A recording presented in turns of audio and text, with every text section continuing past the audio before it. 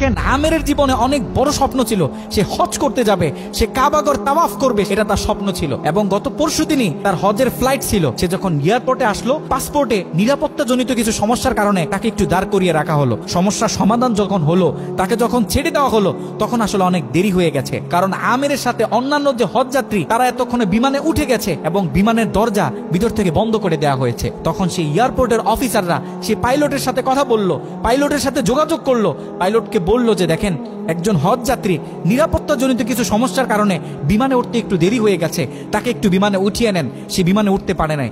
তখন পাইলট স্পষ্ট বলেছে যেই বিমানের দরজা একবার বন্ধ হয়ে গেছে সেই বিমানের দরজা দ্বিতীয়বার কারোর জন্য আর খোলা হবে না। একথা বলে পাইলট বিমানটা আকাশে ফ্লাই করলো। সেই অফিসাররা তখন আমেরকে বুঝাইতেছে, দেখো বিমান তো চলে গেছে, তুমি আর যেতে পারবে না, তুমি বাড়িতে চলে যাও, নেক্সট টাইমে তুমি হজে যাওয়ার জন্য ট্রাই করো। তখন সে আমাদের মুসলিম ভাই, সে হজ যাত্রী, সে কি বলেছে জানেন? সে বলেছে আমি আমার রবের উপর পরিপূর্ণ তাকওয়া রাখলাম, আমি আমার রবের উপর পরিপূর্ণ আস্থা রাখলাম, আমি হজ করেই বাড়িতে ফিরবো, হজ না করে আমি বাড়িতে ফিরবো না।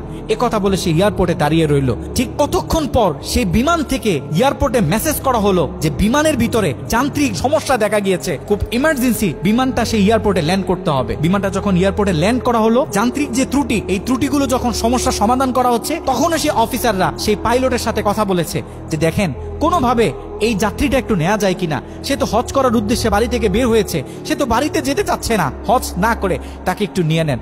তখনও সে পাইলট বলেছে যে না, এই বিমান একবার দরজা বন্ধ হয়েছে, সৌদিতে যাওয়ার আগে এই বিমানের দরজা দ্বিতীয়বার কারোর জন্য আর খোলা হবে না। একথা বলে সে পাইলট আবারও বিমানটা আকাশে ফ্লাই করালো। তখনও সে অফিসাররা আমেরকে গিয়ে বোঝাচ্ছে দেখেন মনে কষ্ট পাইয়েন না, এরকম মাঝে মাঝে হয়, আপনি বাড়িতে চলে যান, যেহেতু হজের নিয়ত করেছেন, আপনার একিনটা যেহেতু সলিড, আপনি যেহেতু একেবারে সহি নিয়ত করেছেন, অবশ্যই আল্লাহ পাক আপনাকে হজ করতে দিবে। আমের তখনও বলতেছে আমার রবের উপর আমার পূর্ণ আস্থা আছে, আমি তো আমার রবকে চিনি, সে আমাকে হতাশ করবে না, সে আমার মনের আশা রাখবে, আমি হজ করেই বাড়িতে ফিরবো।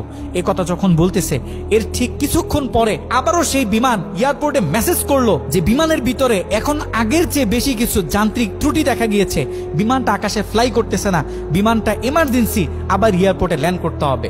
বিমানটা যখন এয়ারপোর্টে ল্যান্ড করলো, তখন সে পাইলট নিজে বিমান থেকে নেমে সে অফিসারদেরকে বলতেছে সে হজ যাত্রী কই, যাকে ছাড়া আমরা মক্কার উদ্দেশ্যে রওনা দিলাম, তাকে আমার হাতে তুলে দেন। আমি যতটুকু বুঝতেছি তাকে ছাড়া এই বিমান যতবারই আমরা আকাশে ফ্লাই করব, মক্কার উদ্দেশ্যে রওনা হব, আমার মনে হয় না যে এই বিমান স্বাভাবিকভাবে মক্কাতে গিয়ে পৌঁছাবে। তখন সে পাইলট সে আমেরের হাত ধরে নিজে নিয়ে সে বিমানের ভিতরে বসিয়ে দিল।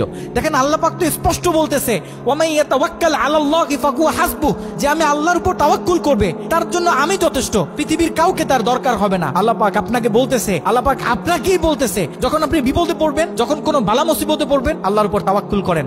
আল্লাহ পাক বলে whatever you have spent for Allah, Allah is yours increase well. যখন আপনি আল্লাহর উপর সম্পূর্ণ তাকওয়া করবেন, যা কিছু হয়ে যাক, যত বড় বিপদ হোক, যখন আপনি আল্লাহর উপর তাওয়াক্কুল করবেন, তখন আল্লাহ পাকের পক্ষ থেকে আপনার উপর যে বারাকা, যে ব্লেসিং গুলো আছে, এগুলো তখন আল্লাহ পাক বাড়িয়ে দিবে। আল্লাহ পাক পবিত্র কোরআনুল কারীমে অন্য আরেকটা আয়াতে বলে, বান্দা জীবনে অনেক গুনাহ করছো, জীবনে অনেক বিপদ আসবে, অনেক বালা মুসিবত আসবে, খবরদার বিপদের শেষ প্রান্তে গিয়েও যখন দাঁড়াবে, লা তাকনাতু মির রাহমাতিল্লাহ, খবরদার কখনো তুমি আমার রহমত থেকে নৈরাশ হবে না। এ কারণে আমাদের জীবনে অনেক বালা মুসিবত আসবে, আপস এন্ড ডাউন জীবনে থাকবে, সব সময় যেন আমরা আল্লাহর উপর তাওয়াক্কুল করি।